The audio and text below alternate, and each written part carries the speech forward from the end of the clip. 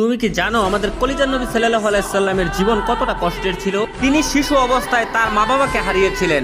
মানুষ তাকে এতিম বলে গালি দিত, তার পবিত্র গালে থাপ্পড় মারত। অসহায় নবীর কান্না ছাড়া আর কোনো পথ ছিল না। নবুয়ত পাওয়ার পর তার আপনজনরাই হয়ে ওঠে তার চিরশত্রু। তাকে পদে পদে হত্যার চেষ্টা করা হয়। মানুষ তার শরীরে ময়লা আবর্জনা ছুঁড়ে মারত, তার রাস্তায় কাটা বিছিয়ে রাখতো। মানুষ তার শরীরে পাথর মারত। মানুষের ছোড়া পাথরে নবী করিম সাল্লাল্লাহু আলাইহি সাল্লামের দাঁত মুবারক শহীদ হয়ে যেত। নিকৃষ্ট পাষাণরা নবীর পবিত্র মুখে থুথু পর্যন্ত ছিটিয়ে দিয়েছিল।